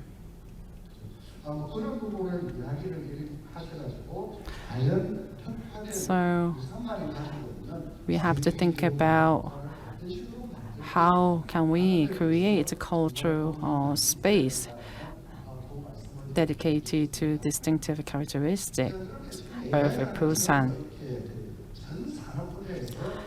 AI is widely used across industries, not only industries, but also culture sector, art sectors. Now AI can compose a music good enough to receive an award. So when it comes to marine exhibition, we have to think about it because all advanced countries are also making efforts on that.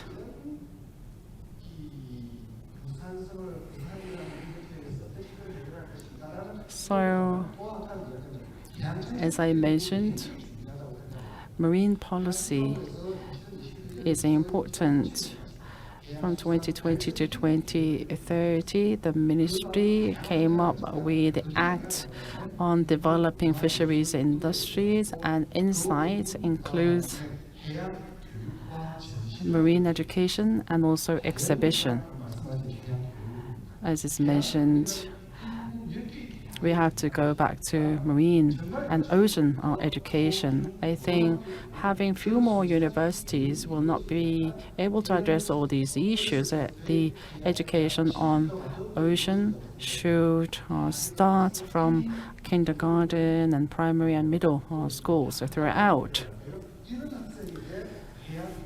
So if we just provide education for near adults will not be very effective.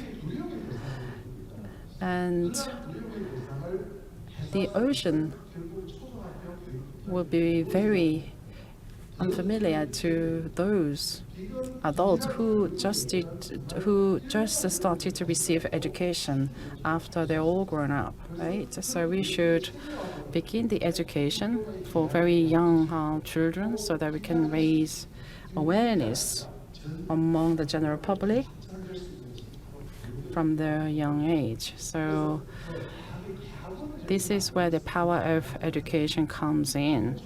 Establishing a university will not solve a problem, especially when nurturing talent. I think the Ministry of Education, the Ministry of Ocean and Fisheries have to come together so that we can solve this issue. Thank you so much. Thank you, Professor. So those who study humanities, I know you have a lot of creativity and a lot to say. So you rightfully summarized the session you have discussed. And we also have kiosk special session. So I've heard that 7 speakers presented their idea during the kiosk special session. So we have a dinner planned at 6:30. So I'll be brief. Okay. So 6:30 is the dinner time, so feel free. So I feel some pressure because we are running behind our schedule, so I'll be very brief. Unlike other sessions, the session was prepared by kiosks, and it was a kiosk special session. So every field or every sessions that we have covered today, we have a separate department within kiosks for that. So kiosk has marine law, marine industry, marine biology, engineering, ICT, mobility department. And during the World Ocean Forum, the thing that we considered was that while selecting the agenda items, everything is discussed already through other sessions. So it was difficult to select the theme for Kyo's special session because AI is in its premature stage to cover. So we decided to discuss on leading policy technology through convergence of marine science and technology with AI. So we are pure science-based and research institute, and all the presenters are the leading doctors or scholars. So we wanted to test or know how it will be if AI is incorporated in each field. So first presenter was from KAIST, and he pointed out that AI is actively used in various industries such as finance or mobility and manufacturing. So he forecasted that currently AI will assist around is assisting and will assist around 50% of the work. And for the marine industry, Maersk or HC Hyundai have automated system developed for the vessel navigation. And in going forward, fish stock prediction system is another field that we can use AI. And next presenter was from Kiosks and presented on AI-based machine vision technology for seafood inspection. For example, oyster or laver, we are currently using AI technology to see whether the species is well processed and wrapped, packaged for the food chain.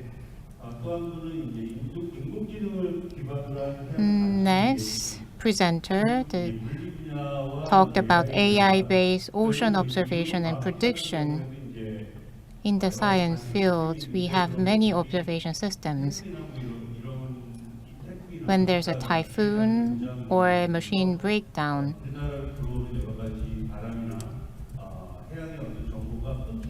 there's a shutdown of information flow due to the weather event, and he suggested an idea that AI can help to reduce that downtime.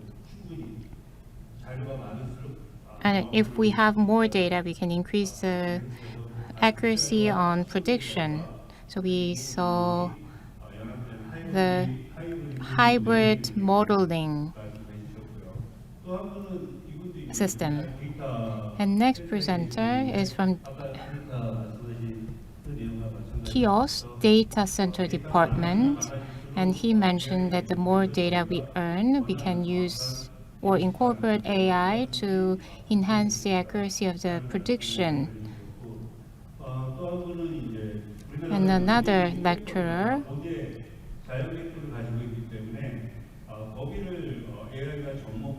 suggested an idea to use AI in the wetland management.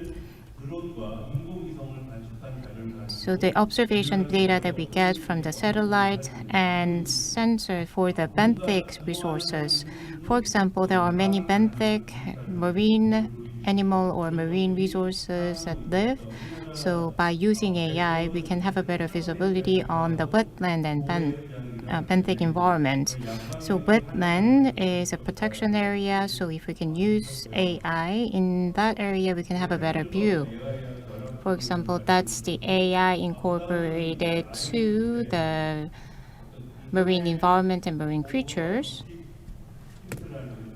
And next presenter explained the concept of Internet of Extreme Things.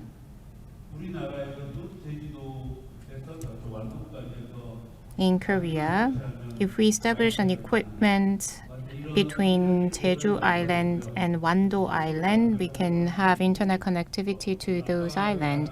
So that's the technology that IOET provides to the world.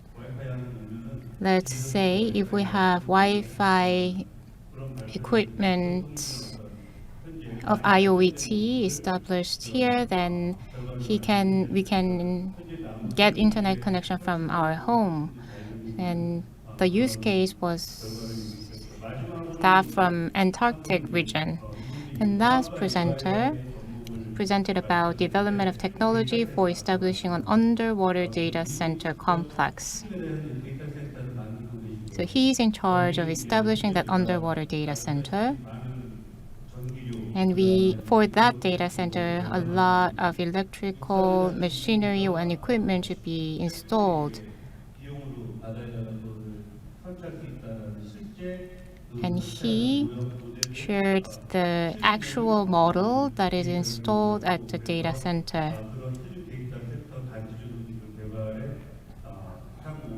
And he also suggested ways to incorporate AI to reduce costs of establishing underwater data center.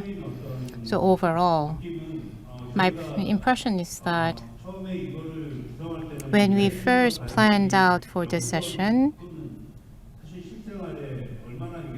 we was not sure how AI has penetrated our organization and our daily life. But after the discussion through this session, we could assess the status of development of our marine industry in terms of AI technology. So we have marine transportation session, logistics, and shipbuilding. Then if we use AI, we can have a clearer data and better facility.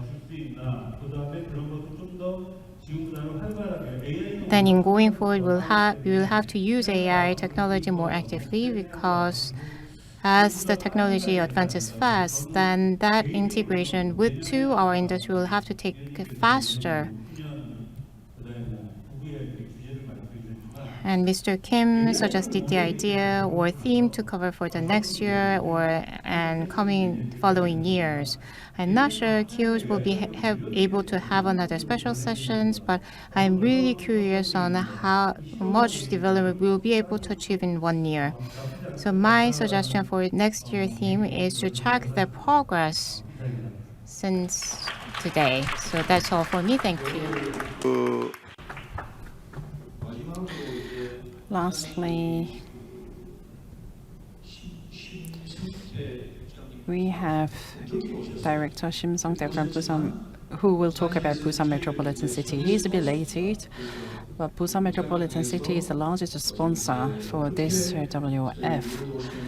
And he is going to talk about how to better support the WOF to further advance this forum.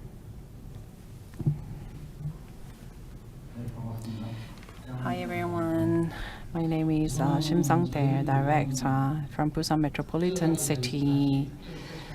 So this year's WF is a very special one because we had a session dedicated to Busan Metropolitan City, and there's an OOC, which is like a summit meeting, and we are going to hold it in collaboration with the Ministry of Oceans and also Fisheries. And so next year will mark the 10th anniversary of the WOF. So the holding this conference will not be an end in itself. We will think about how we can open up this forum so that Busan citizens also can enjoy the forum. And we had a Rangley doctor from NASA, and from last year we have a plan to launch micro-sized satellite which has a fluorescent camera installed, and the manufacturing is already done. And next year we are going to collaborate with NASA to launch this satellite, and practical consultation will unfold. And it was fortunate to have doctor from NASA. So the budget for launching will be borne by Busan Metropolitan City. This super micro-size satellite calibration is and will be done by experts from Korea and also experts from NASA. After launching the satellite, at least 2 geostations will have to receive a signal from the satellite, and we also agreed that NASA also station will receive a signal, and this satellite will be used to identify the spaceways, and also will be used to conduct research on aerosol, which is micro-sized. And we are going to conduct joint research to set algorithm to be applied to this satellite, and also experts will go to NASA for his or her product program. As a director who are in charge of this, I come under huge pressure for the success of the launching of this satellite. And from Marine Policy Bureau, the biggest event for the Bureau is WOF, and I came to the forum and I was startled by the size to talk about, for example, ocean finance, cruise, and also marine bio, and it feels like there are so many things for me to make more efforts. Thank you so much. Thank you, Director. Thank you. Appreciate it. And also, he mentioned about satellite, something that we are unheard of.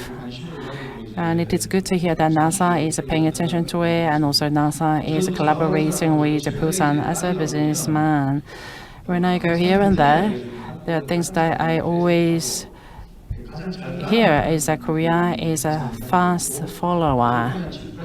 Thanks to that, within only 70 to 80 years, we became top 8 economic superpower. And I believe that I became smarter as I attended WAF, thanks to all the members of the planning committee. So wherever I go, I say this: Korea will become first mover, not fast follower. And Dr. Beck is designing the AI, and I heard something from him. Korea is a manufacturing powerhouse. And in the meantime, many people doubted that why the designing of the semiconductor chip did not take place faster. And he said that Korea, when it achieves tangible results from areas where it is good at, then the rest will just come naturally. So we started from the memory, semiconductor chip, CPU, and going towards NPU. And we cannot see it from facade, but there are many tangible results inside industries. And I heard that lots of people are reluctant to make investments in areas where tangible results cannot be achieved within 5 years every time. But as we cannot see it right now, there's a huge investment already being made. And he said that he believes that tangible results will start to surface. Then Korea will become outstanding in other sectors. So personally, I worried about the future prospects over the industry, and what he told me really relieved me. So unknowingly, we held the session co-hosted by the ministry and also attended by the speaker from NASA. And when we put all the things together, not this year, but next year, all the sessions that we first started with some sort of worries will be combined and mixed well together. At first, many people doubted about the success of WOF. You should not use the world in front of Ocean Forum because it is not so global. But I believe that the World Ocean Forum will become more successful, because I heard that what we are talking at the WOF is also being repeated by experts in other countries. I would like to thank all the members of the planning committee for your effort that you made for 3 days. Thank you, audiences, as well. So now is the time for us to conclude the 18th World Ocean Forum. So under the theme of ocean intelligence, we have talked about the marine bio, marine transport, shipbuilding, cruise, and marine finance. And we have listened to the opinions of the experts, and they shared with us the future visions. Again, I would like to thank the Kim Hyung-kyun, chair of the planning committee, and all of the staff members. And next year, we will come back to you with more in-depth content for the 19th World Ocean Forum. Thank you so much for staying with us till the very end.